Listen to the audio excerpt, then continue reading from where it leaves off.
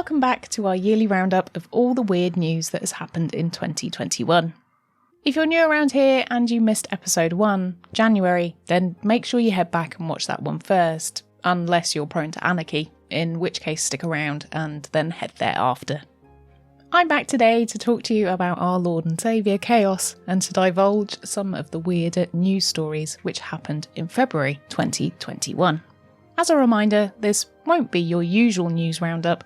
This is strictly the stuff that makes you go, what? As quite frankly, politics, the global panic, and the general destruction of the planet are a bit of a buzzkill, especially just before Christmas. Now that's not to say that these stories don't occasionally dally with the dark side, because they most definitely do, and there will be some stories which are heartbreakingly sad and abhorrent too. So here's your parental guidance warning if you're listening to this with corruptible young minds. This podcast is not suitable for children. Maybe I should get that on a t-shirt constantly, not suitable for children. So with the disclaimer out of the way, let's jump into February.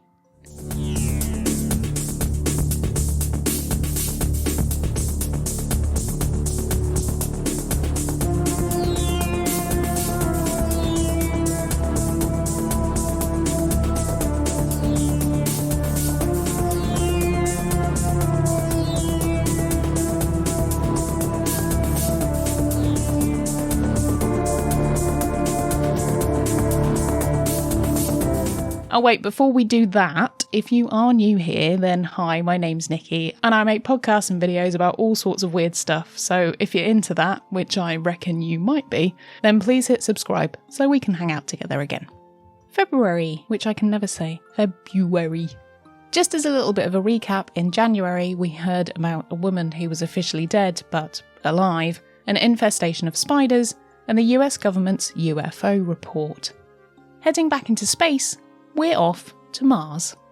3 missions to Mars. In February, not 1, not 2, but 3 missions made it to Mars. Over the course of 10 days, the planet saw a boom in traffic when 3 different missions began. On the 9th of February, the United Arab Emirates Hope orbiter joined Mars's orbit as the first ever mission to the planet from the UAE. The scientists working on the mission were overjoyed that the orbiter made its way in one piece, and also did what it was meant to do when it got there. The orbiter had some technology installed that wouldn't even operate on Earth, but once involved in Mars's atmosphere, the machine fired up, and the scientists at the UAE Space Centre were delighted to report everything was fine and dandy. Then just the next day, Mars received another visitor in the form of the Tianwen-1 mission from China. This impressive orbiter also held on board 2 spacey robotic land creatures in the form of a rover and also a lander. However, they would remain safely inside for a few more months until the orbiter had done its job and surveyed Mars's landscape, making sure it was safe for its robot travellers before it sent them onto the planet to have a wander around. When the rover did land later on in May of this year, China secured its place as the 3rd country to land on the planet, having been superseded by the defunct USSR and the very much not defunct USA. 8 days later, and fashionably late to the party, NASA's Perseverance rover landed. The Perseverance didn't waste any time in getting to work. It began taking samples straight away. These samples will be part of the next NASA mission to Mars, as they will be collected by the next rover and returned to Earth. Currently, the technology doesn't exist to return samples to our home planet, but the scientists at NASA are optimistic that the next mission will be able to do so. Already, the Perseverance has made some pretty interesting finds. Rocks which show the evidence of the Great Lake which once used to be on Mars, and plenty of other interesting things that will return one day to Earth. The Perseverance also took a friend along with it in the form of a little helicopter called Ingenuity. Ingenuity, who is technically a drone, was the first of its kind to fly on another planet. This is very exciting because it means that craft can fly on Mars, which is something we didn't know could happen before. How cool is that? The plan for Ingenuity was to originally just do 5 flights, But fast forward from February to today in December, and the little guy has done 17 flights, which is pretty remarkable. All 3 missions continue to do stellar work, busy mapping, collecting samples, and taking images of the planet's own auroras, diligently reporting their findings. In fact, even today when I'm writing this, the busy little bees have discovered that there are vast amounts of water underneath the surface of the planet, more than we ever thought existed before. This is very exciting as it also has the potential to contain life. The people working on these missions have said that collecting data from these planets is like a collection of different puzzles. But if all the puzzles were put away in different boxes with no picture on the box and then subsequently mixed together. Not impossible to complete, but very, very challenging. Story number 2. CIA Gateway TikToks. So our next story has us heading to the land of TikTok. Now, I know some of you will be very au fait with TikTok and its ability to let you watch hours of your life slip away. In fact, fun fact, I was on there the other night and it was after midnight and they interrupted my scrolling to tell me to go to bed. Didn't even know it could do that, but it felt like the internet reached out and shook me by the shoulders and screamed in my face, so that was fun. For those of you that have yet to start this addiction, TikTok is an app which allows you to share videos which are no longer than 3 minutes in length. This has lent the platform to a variety of content creators making short-form material, which can range from everything from comedy to talking dogs, through to multi-part series exploring some of the stranger parts of life. Now this has meant there's a new generation of older teens and 20-somethings which are discovering some of the weirder sides of the world for the first time. And as a 20-something myself, I am of course no different and definitely didn't know about any of this stuff before. So when TikTok user Abby_Carey, yes there's 3 Y's in it so it has to be pronounced like that, discovered a CIA report known as the Gateway Experience which detailed experiments on many of their agents, she thought this was worth looking into. This is what we're going to do. For you, I am going to go step by step, piece by piece, through the CIA documents called Gateway Process. You can see at the top here, even though these experiments took place back in the 80s, these documents have been available to the general public since 2003. So not only does this project confirm transcendental meditation, hypnosis, and even the law of attraction and manifestation, which this document refers to as biofeedback. It refers to all of these outlets as reasonable starting points to access the gateway. The theory is that the reason this has been ignored by the general public for so long is because these documents are actually really long, really difficult to get through by yourself. It's convoluted, it's wordy. I decided to create this series, break everything down for you in part. Now Abby could have saved herself a bit of a boring time looking into these documents by reading John Ronson's book from 2004 titled The Men Who Stare at Goats, which looks into this phenomena and the CIA and the American government's involvement in a lot of weird experiments to do with agents being able to use their minds to do a number of strange, otherworldly and new age things. But to give Abby her due, she went through the document page by page, working her way through it in all its superfluous and drawn out explanations, seeing if any of it held up today and if the experiments contained within held any water.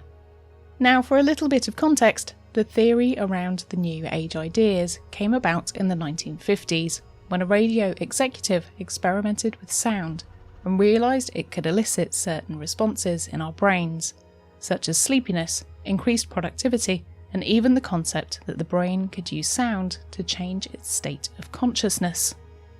Further down the line in the 1970s, and as a response to the Cold War, the CIA were looking at ways they could use intelligence, quite literally, as a weapon.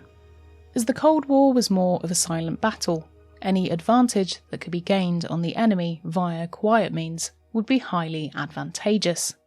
The experiments looked into whether psychic abilities could be developed through training, and if it was possible to travel through not just time, but also through space.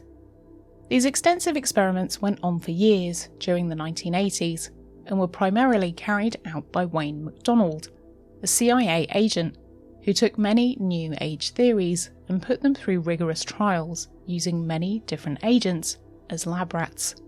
But it wasn't just the Americans who were exploring these possibilities.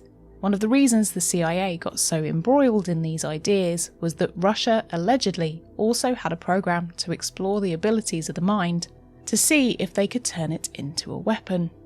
The American report was declassified and released in 2003, which is why Ronson's book came out in 2004. So 18 years later definitely ties in with the teens on TikTok discovering it. Sorry for depressing anyone, but just to reiterate, 2003 was 18 years ago. I still don't understand how.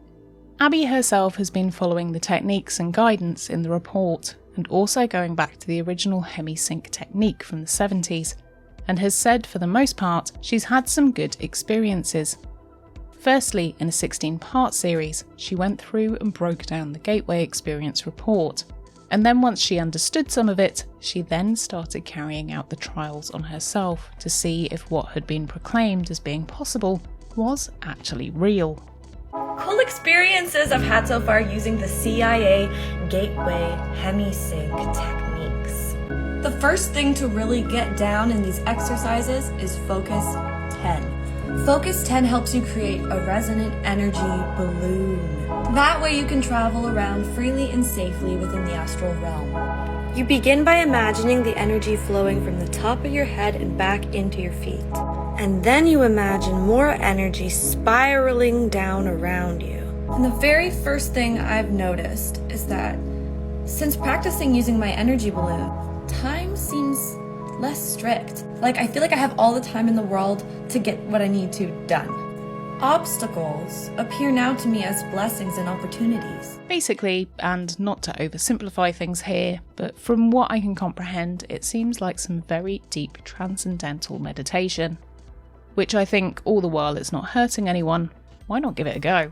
But I'm not entirely sure it really achieves an outcome. It's just a cool thing to be able to do.